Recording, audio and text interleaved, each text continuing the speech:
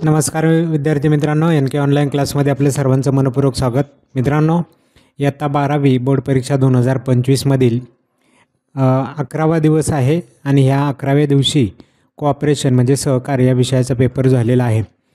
तर या पेपरच्या संदर्भात वस्तुनिष्ठ प्रश्नांच्या जी उत्तरं आहेत त्यांची माहिती आज आपण या व्हिडिओमध्ये पाहणार आहोत. म्हणजे एकंदरीत ही प्रश्नपत्रिका कशी होती त्याचा एक अनालिसिस आपण आजच्या ह्याच्यातून करणार आहोत. तर चला सुरुवात करूयात. प्रश्न पहिला खालील दिलेल्या पर्यायांमधून योग्य पर्याय निवडून विधानं पूर्ण करायची होती. मला वाटतं हे विधानंही सोपी आहेत. पहा, सभा तहकूब करण्याचा अधिकार टिंबटिंब यांना असतो. कोणतीही सभा असेल तर ती सभा अध्यक्षांच्या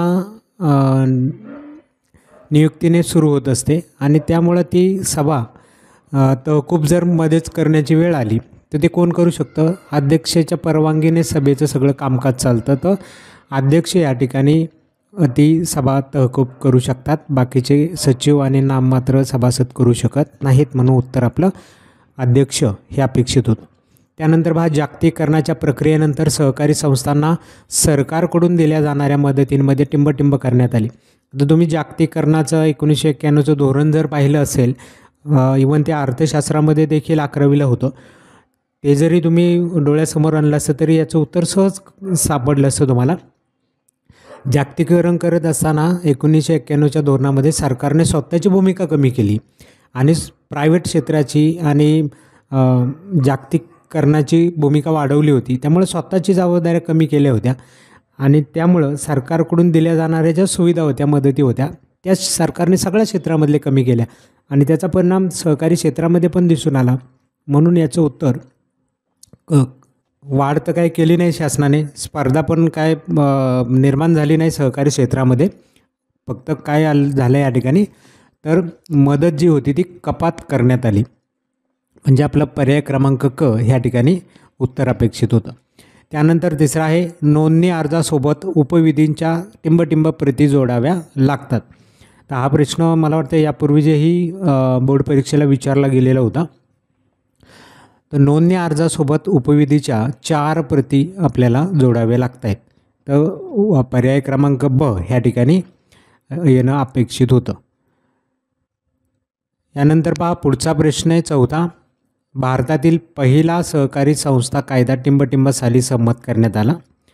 पहिला कायदा जो भारतामध्ये आला सहकारी संस्थांच्या संदर्भामध्ये तो आला 1904मध्ये. म्हणून पर्याय क्रमांक ब ह्या ठिकाणी उत्तर अपेक्षित होतं. पाचवा प्रश्न, वैकुंठ मेहता राष्ट्रीय सहकारी प्रबंधन संस्था ही टिंबटिंब या ठिकाणी आहे. 3 पर्याय होते, पुणे, नागपूर, नवी दिल्ली, आणि उत्तर या ठिकाणी अपेक्षित होतं आपलं पर्याय क्रमांक अ पुणे. यानंतर पहा, जोड्यांचा प्रश्न होता 5 गुणांचा. मॅक्लेगन समिती अहवाल पर्याय क्रमांक 3 1915 हे याचं उत्तर होतं. ब, अंतिम सभा अंतिम आहे, शेवटची आहे. शेवटची सभा कशासाठी असते? सहकारी संस्थेचा शेवट करण्यासाठी अंतिम सभा होत असते. म्हणून पर्याय क्रमांक 5 या ठिकाणी उत्तर असेल. क, सचिव हा सहकारी संस्थेचा सेवक असतो. म्हणून तो 2 पर्याय नंबरचा पर्याय ह्या ठिकाणी योग्य होता. यानंतर ड, ग्राहकाच्या संदर्भामध्ये उत्तर होतं पर्याय क्रमांक 7.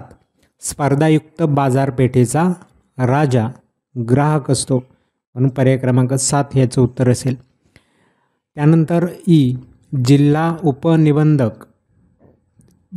उपनिबंधक हा जिल्हा स्तरावरती काम करणारा असतो.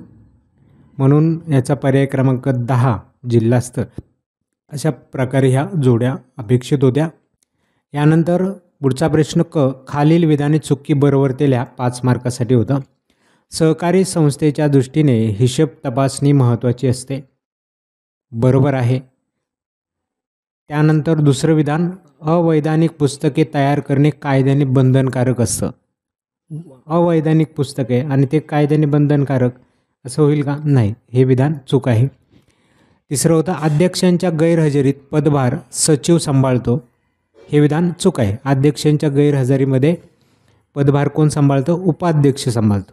अध्यक्षानंतर उपाध्यक्ष असतो, सचिव सांभाळत नाही. त्यानंतर 4 सहकारी पतपुरवठा रचना त्रिस्तरीय आहे. अगदी बरोबर आहे. त्यानंतर 5वं आहे सहकारी संस्थेच्या आयुक्त व निबंधकाची नियुक्ती राज्य शासन करतं. तर हे विधान देखील बरोबर आहे. नंतर पहा एका वाक्यात उत्तरे लिहा. पुढचा प्रश्न होता डॉक्टर धनंजयराव गाडगीळ सहकारी प्रबंधन संस्थेच्या स्थापनेचा मुख्य किंवा प्रमुख हेतू कोणता होता? ही जी डॉक्टर धनंजयराव गाडगीळ सहकारी प्रबंधन संस्था स्थापन झाली तिचा हेतू होता सहकारी संस्थात काम करणाऱ्या उच्च व कनिष्ठ स्तरावरील अधिकाऱ्यांचं व सेवक वर्गाला प्रशिक्षण द्यायचं, सहकारातील जे बदल झालेले आहेत, नवीन बदल झालेले आहेत त्यांची माहिती घ्यायची आणि कार्यकौशल्यामध्ये वाढ करायची. अशा प्रकारच्या कामांसाठी ही संस्था प्रामुख्याने निर्माण झालेली होती. त्यानंतर दुसरा प्रश्न होता लाभांश म्हणजे काय? तर लाभांश म्हणजे सभासदांमध्ये वाटप केला जाणारा नफा किंवा त्याला वाढावा असं पण म्हटलं जातं. तो सभासदांमध्ये वाटप केला जाणारा जो असतो त्याला लाभांश म्हटलं जातं. तिसरा आहे सभेची कार्यक्रम पत्रिका म्हणजे काय? तर सभेची कार्यक्रम पत्रिका म्हणजे सभेत करावयाच्या क्रमवार सूची म्हणजे ती कार्यक्रम पत्रिका असते, म्हणजे ती क्रमवार सूची आहे असं आपण म्हणू शकतो त्याला. चौथा आहे तालुका पातळीवर सहकारी संस्थांचा प्रमुख नियंत्रक अधिकारी कोण असतो? तर तालुका पातळीवर सहकारी संस्थांचा प्रमुख नियंत्रक अधिकारी जो आहे तो सहाय्यक निबंधक असतो तालुका स्तरावरती. त्यानंतर 5वं आहे निरंतर हिशेब तपासणी म्हणजे काय असतं? तर निरंतर हिशेब तपासणी म्हणजे संस्थेच्या अंतर्गत व्यवहारांची वर्षभर तपासणी केली जाते, त्याला निरंतर हिशेब तपासणी म्हणतात. अशा प्रकारे ह्या एका वाक्यातील प्रश्नांची उत्तरं होती. तेही अतिशय सोपे प्रश्न आहेत. नंतर संकल्पना स्पष्ट करा प्रश्न होता. आपण इम्पॉर्टंट महत्त्वाचे प्रश्न दिले होते. त्यामध्ये पहा व्यवस्थापन समिती ही संज्ञांमध्ये दिलेले होतं तिथलीच जशीच्या तशी आलेलं आहे. त्यानंतर मला वाटतं सहकार प्रशिक्षण हे पण दिलेलं होतं. ह्या 2 संज्ञा तर डायरेक्ट टिपा द्या संज्ञा स्पष्टकारामध्ये दिल्या होत्या, तिथून आल्या होत्या. नाममात्र सभासद आणि सभासदांची जी माहिती होती ती आपण दिली होती. मला वाटतं फरक स्पष्टकारामध्ये जे सभासद होते तिथला अभ्यास जरी तुम्ही फारकांचा केला असेल तरी नाममात्र सभासद तुम्हाला लिहिता आले असते. तर 3 प्रश्न या ठिकाणी दिसतात आपण सांगितल्यापैकी. त्यानंतर विधानांबाबत सहमत लिहा. यामध्ये नागरी सहकारी बँकेच्या स्वयंरोजगाराला चालना मिळते हा प्रश्न दिलेला होता आणि सहमतमध्ये दिलेला होता, जशाच्या तसा आला आहे. त्यानंतर सहकारी संस्था राखीव निधी उभारतात हाही प्रश्न आलेला आहे. जिल्हा मध्यवर्ती सहकारी बँकेची वाढीव थकबाकी ही गंभीर समस्या आहे हा प्रश्न या ठिकाणी आता मला आठवत नाही दिलेला होता की नाही, पण एक प्रश्न तर सहज दिसतोय की जो जशाच्या तसा या ठिकाणी आलेला आहे. त्यानंतर फरक स्पष्ट करा. पहिली साधारण मंडळ सभा आणि वार्षिक सर्वसाधारण सभा हा फरक जशाच्या तसा आहे. जिल्हा मध्यवर्ती सहकारी बँक, राज्य सहकारी बँक हाही फरक जशाच्या तसा आहे बा. क्रियाशील सभासद, सहयोगी सभासद हाही प्रश्न दिलेला होता फरकांमध्येच. आणि भाग, कर्जरोखे, ठेवी असं ऑब्लिक करून आपण एक फरक दिला होता, त्याच्यातला हा फरक आहे. म्हणजे 4च्या 4 फरक जसेच्या तसे या ठिकाणी आलेले आहेत. दिलेले फरक केले असतील तर तुम्हाला हा प्रश्न फार सोपा गेला असता. त्यानंतर संक्षिप्त टिपा लिहा. सरकार आयुक्त व निबंधकाचे अधिकार हे पण दिलेले आहेत. आता हे टिपा द्या म्हणून प्रश्न दिला की थोडक्यात उत्तरांमध्ये कुठेतरी प्रश्न आपण हा दिलेला होता. सहकार चळवळीची आव्हानांवरील उपाय, सहकार क्षेत्राच्या आव्हानांचे आपण उपाय सांगितले होते, तर तेही या ठिकाणी आहेत. चळवळ आणि ते एकच या ठिकाणी आले असते. महाराष्ट्र राज्य संघ दिलेला नव्हता, आपल्याला 2 हवे होते, 2 प्रश्न विचारलेले. त्यानंतर कारणे द्या 2 सोडवायची होती. यामध्ये मला वाटतं नागरी सहकारी बँकेच्या कामकाजात अनेक समस्या असतात हा प्रश्न आलेला आहे, दिलेला होता. सहकार आयुक्त व निबंधक कठोर प्रशासक असतो, हाही प्रश्न दिला होता. 2 अपेक्षित होते, 2 तर आलेले आहेत. अध्यक्षाला निर्णायक मत देण्याचा अधिकार असतो, हाही प्रश्न दिलेला होता. म्हणजे 3 आलेले आहेत पहा, 2च सोडवायचे, 3 आलेले आहेत. हा प्रश्न आपण दिलेला नव्हता, पण आपल्याला 2 अपेक्षित आहेत, 3 आलेले आहेत त्याऐवजी. खालील प्रश्नांची उत्तरे लिहा. नियोजित सहकारी संस्थेसाठी नाव राखून ठेवण्याबाबतच्या निबंधकास विनंती करणारे पत्र, हाही प्रश्न दिलेला आहे. नाव राखून ठेवण्याचे पत्र असं मी ऑब्लिक करून दिलेलं आहे पहा, तुम्ही आजही तो व्हिडिओ पाहिला तरी तुमच्या लक्षात येईल.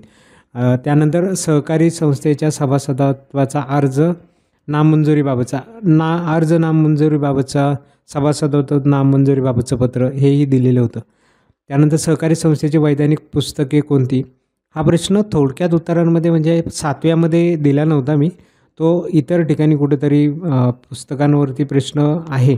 जर नसेल तर काय हरकत नाही, आपल्याला 2 सोडवायचे होते, 2 तर आलेले आहेत. त्यानंतर सहकारी संस्थेच्या सभासदांच्या अधिकाऱ्यांनी जबाबदाऱ्या, हा प्रश्न 8 मार्काच्या प्रश्नांमध्ये दिलेला होता आणि तिथंच आलेला आहे. 1 सोडवायचा आहे, 1 आलेला आहे. महाराष्ट्र सहकारी संस्था कायदा 1960मधल्या हिशोब तपासणीबाबतच्या कायदेशीर तरतुदी आपण दिलेल्या नव्हत्या. हिशोब तपासणीच्या बाबतीतला प्रश्न नव्हता, तो समथिंग वेगळाच काहीतरी प्रश्न आपण दिलेला होता. मग काय हरकत नाही, पण हिशोब तपासणीच्या कायदेशीर तरतुदी मला वाटतं मी दुसरी कुठंतरी छोट्या प्रश्नांमध्ये सांगितलं होतं. तुम्ही तिथं जरी जो प्रश्न केला असता तरी इथेही तो लिहिता आला असता. मी सांगितलं तरतुदी, अधिकार, कार्य हे जे होती ना ती संपूर्ण करून ठेवा, ते कुठेही विचारले जातात इकडे तिकडे प्रश्न. तर त्यामुळं मला वाटतं जेवढं आपल्याला सोडवणं अपेक्षित आहे तेवढे सगळ्या ठिकाणी आपण सांगितलेले प्रश्न आलेले होते. ज्या विद्यार्थ्यांनी हे प्रश्न केले असतील त्यांना नक्कीच फायदा झाला असेल. जे विद्यार्थी अजूनही त्यांचा विचार करत नाही अशा विद्यार्थ्यांना मात्र प्रॉब्लेम परीक्षेमध्ये येत असतील जर अभ्यास झाला नसेल. आपण फार सिलेक्टेड प्रश्न, मला वाटतं प्रत्येक प्रश्नामध्ये ह्या विषयात तर मी 10-10च्या वरती प्रश्न दिलेले नाहीत. इतर विषयांना तरी 20-20 प्रश्न होते, कारण SPOC सारख्या विषयांमध्ये खूप प्रश्न आहेत. प्रत्येक प्रकरणाच्या पाठीमागं 20-20, 30-30 प्रश्न आहेत आणि त्याच्यातून मी अख्ख्या पुस्तकातून 20 दिले होते, त्याच्यातले प्रश्न येत होते आणि इथं तर 10-10च दिलेले होते. मग 10 जरी केले असते तरी तुम्हाला त्याचा फायदा झाला असता. तर चला मित्रांनो, मला वाटतं आजच्या प्रश्नपत्रिकेकडं एकंदरीत पाहिल्यानंतर असं दिसून येतं की ही देखील प्रश्नपत्रिका ह्या वर्षी अतिशय सोपी आलेली आहे आणि पास होण्याच्या संदर्भात तर काही प्रॉब्लेमच नाही आहे. उलट चांगले गुण देखील जर तुम्ही व्यवस्थित अभ्यास करून गेला असेल तर मिळू शकतात. तर मित्रांनो, आजचा व्हिडिओ या ठिकाणी थांबूयात. भेटूया आपल्या पुढच्या नवीन व्हिडिओमध्ये. इतर राहिलेले जे विषय आहेत, जसे अर्थशास्त्र आहे, इतिहास आहे, या विषयांच्या संदर्भातील बोर्ड परीक्षेच्या महत्त्वाच्या प्रश्नांसोबत.